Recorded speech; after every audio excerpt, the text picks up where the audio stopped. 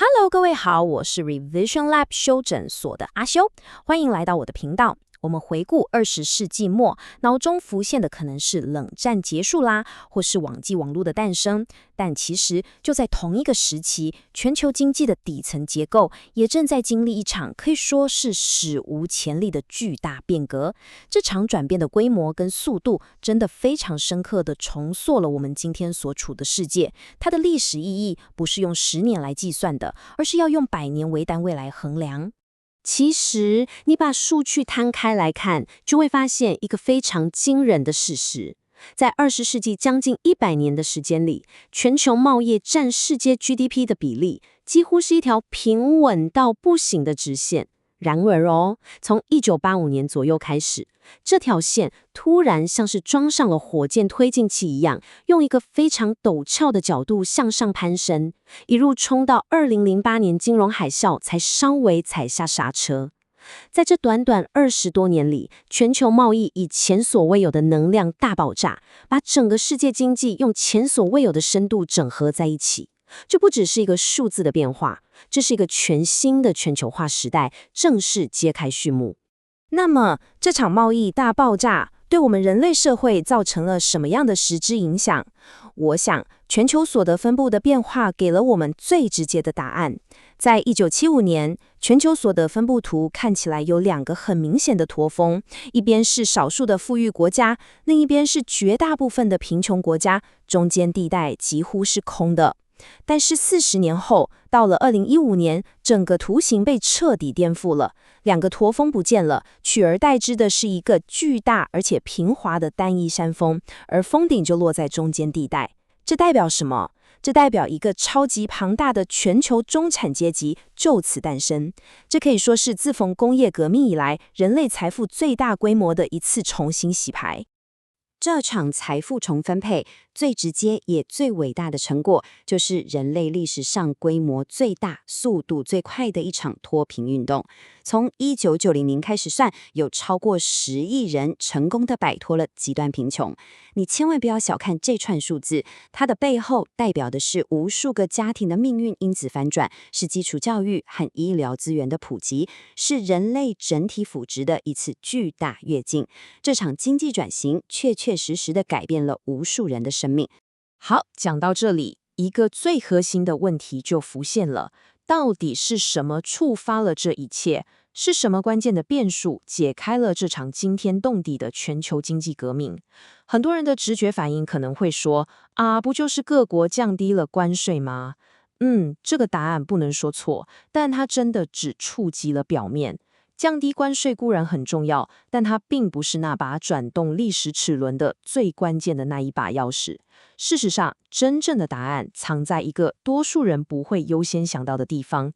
接下来这点超级重要，我们今天就要来拆解这个谜底。那个撬动全球经济最根本的杠杆，并不是我们最常听到的关税壁垒，而是另外一个更底层、更具决定性的变数。我喜欢称之为经济政策里面的大师变数，也就是 Master Variable。重点来了。长久以来，大家普遍的认知是，要促进贸易，那就要先降低关税，对吧？但更深层的真相是，在许多开发中国家能够成功降低关税，融入全球经济之前，他们必须先解决一个更棘手也更根本的内部问题，那就是如何为自己的货币定一个正确的价格。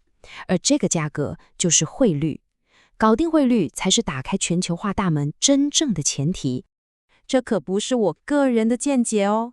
提出华盛顿共识非常知名的经济学家约翰·威廉姆森，他就曾非常精准地指出，在推动出口导向政策中，最重要的单一政策工具就是汇率。这句话可以说是一针见血，直接点明了汇率在整个经济开放过程中的核心战略地位。好，那为什么汇率会这么关键？一个被高估的货币，又是怎么样一步一步地扼杀一个国家的经济活力？我们继续聊下去，把这个底层的运作逻辑给它彻底拆解清楚。首先呢，我们一定要理解什么叫做汇率高估。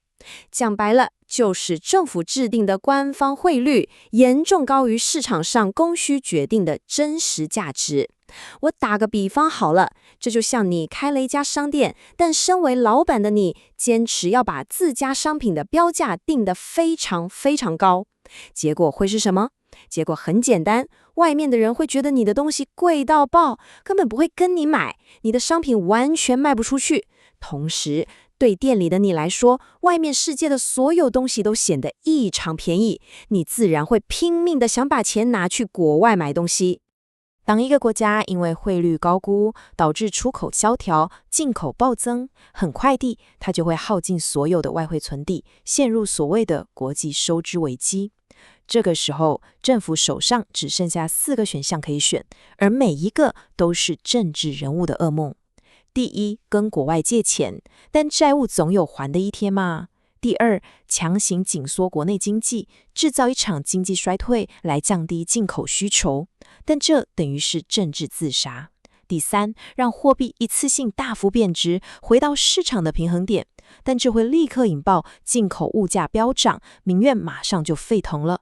正因为前面3条路都太痛苦了，许多政治人物最终都选择了第4个选项，管制进口，直接用行政命令禁止或是限制人民购买国外的商品。当政府用一个不合理的官方价格来强制管制外汇的时候，市场自然会产生另一个真实的价格，那就是黑市汇率。而官方汇率跟黑市汇率之间的价差，我们就称为黑市溢价。这个溢价其实就是一个衡量经济扭曲程度的完美指标。你想想看，对于一个想合法出口的厂商来说，他辛辛苦苦赚回来的美元，却被迫要用极度不划算的官方汇率换回本国货币，这等于是被政府课了一笔非常沉重的隐形出口税。在这种惩罚性的制度底下，根本就不可能发展出有活力的出口产业。不过历史走到了1980年代末期，一连串的危机加上新思想的传播，迫使许多国家走到了不得不改变的十字路口。接下来，我们就来看几个关键的历史案例，你会发现这些国家经济起飞的剧本真的都惊人的相似。我们先从印度开始。在1991年，当时的印度总理拉奥说了这段极具洞见的话。他这句话可以说是彻底颠覆了印度过去对自给自足的迷思，重新定义了什么是自立。真正的自立不是关起门来什么都自己做，而是你有能力透过出口赚取足够的外汇，去国际市场上买到你发展所需要的东西。这个观念的转变为印度的改革奠定了非常扎实的思想基础。1991年以前的印度长期实施非常严格的进口许可证制度，再加上严重的汇率高估，反映在数据上就是出口占 GDP 的比例常年都只有4%左右，然后黑市溢价一直居高不下。但是在1991年，印度爆发了严重的外汇危机，国家几乎濒临破产。当时的财政部长，也就是后来的总理曼莫汉辛格，他做了一个非常果断的决定，让卢比大幅贬值，并且废除了复杂的进口许可制。改革的成效几乎是立竿见影，印度的黑市溢价迅速消失，出口占 GDP 的比例更是一路攀升到超过20%，为印度日后的经济成长注入了最关键的第一桶金。我们再来看南韩。很多人以为南海的经济奇迹是经过深思熟虑的长期规划，但其实它在很大程度上也是被危机给逼出来的。在1960年代初期，南韩极度依赖美国的经济援助来支付进口，但后来美国决定停止援助，南韩的外汇来源瞬间就断炊了。为了生存，南韩政府唯一的选择就是让自己的货币贬值，想尽一切办法把东西卖到国外去，靠自己赚取外汇。在改革之前，南韩的经济到底扭曲到什么程度？当时韩元的黑市溢价一度高达150%，你没听错，是150%。这代表什么意思呢？这代表如果一个出口商合法赚进$100，他用官方汇率换回来的韩元，会比他在黑市上兑换足足少了1.5倍的价值。在这种制度下，合法出口根本无利可图。所以，南韩后来的成功，正是建立在果断放弃高估汇率，转向务实的出口导向政策之上。墨西哥的故事就更像是一场两种经济思想的路线斗争了。在1980年代初期，墨西哥深陷债务危机，当时主导政策的是一群信奉进口管制的右派官僚。但到了1985年，新上任的政府团队大量启用了一批在美国受过现代经济学训练的技术官僚。这群人相信市场的力量，上台之后迅速地推动了汇率自由化和贸易开放，彻底扭转了墨西哥的经济方向。这一转变也为墨西哥日后签订北美自由贸易协定，成为全球的制造业重镇，奠定了最关键的基础。就算是经济模式相对独特的中国，其实也遵循了完全相同的底层逻辑。在我们大家熟悉的中国大规模降低关税、加入 WTO 之前，中国在1994年先做了一件极其重要，但常常被大家忽略的基础工程，那就是汇率并轨。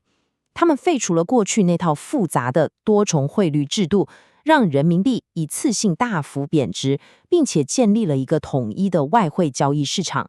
正是在关键的一步，先解决了最根本的价格扭曲问题，才为中国之后成为世界工厂铺平了康庄大道。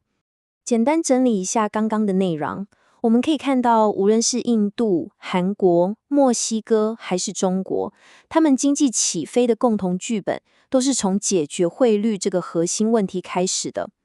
这个历史教训对于理解我们今日的世界，依然具有非常深刻的启示。事实上，汇率高估和外汇短缺的这种恶性循环，并不是只存在于历史教科书里面。直到今天，世界上仍然有许多国家，像是奈及利亚、斯里兰卡、土耳其、埃及还有阿根廷，都还深深地陷在这个泥沼之中，不断重复着过去的错误。为什么这些错误会不断地重演？因为那些导致经济停滞的错误观念，至今仍然存在于一些关键决策者的脑中。我举一个很惊人的例子，奈及利亚前几年的央行行长就曾经公开表示，奈及利亚不需要贸易，我们可以关闭边境，经济也会很好。你想想看，当一个国家的货币政策是由抱持这种观念的人来制定的时候，你就能理解为什么他们会长期面临经济困境了。我们必须回到最根本的逻辑：一个国家为什么要推动贸易自由化？根本目的是为了促进出口。那为什么要促进出口？根本目的是为了赚取足够的外汇，去购买自己国家无法有效生产，但经济发展又所必须的基本设备、先进技术，还有关键原物料。而汇率就是让这整个链条得以顺利运作的那个核心价格。所以，今天这整个分析最终要带给我们的启示，其实是非常正向的。我们常常会把一个国家的贫穷或富裕归因于它的地理位置、文化或是历史，这些听起来好像都难以改变的宿命。但历史清楚地告诉我们，真正决定国家财富的往往是政策，更重要的是，政策是可以被改变的。而且有时候，只要改变一个最关键的政策，就足以扭转整个国家的命运。所以，请记住这个结论：一个国家最重要的价格，不是石油，不是黄金，也不是晶片，最重要的价格是它自己货币的价格。搞懂了这一点，你就掌握了了解全球经济发展的一把关键钥匙。总结一下今天的重点，我们揭示了全球经济奇迹背后真正的钥匙，不是关税，而是正确的汇率。一个国家如何为自己的货币定价，直接决定了它能否打开通往繁荣的大门。这个看似简单的道理，却是无数国家兴衰成败的关键。今天的内容就到这边，如果你觉得这集有帮助，记得马上点赞、订阅、开启小铃铛。我们正在冲订阅，需要你的支持。我是阿修，我们下次见，拜拜。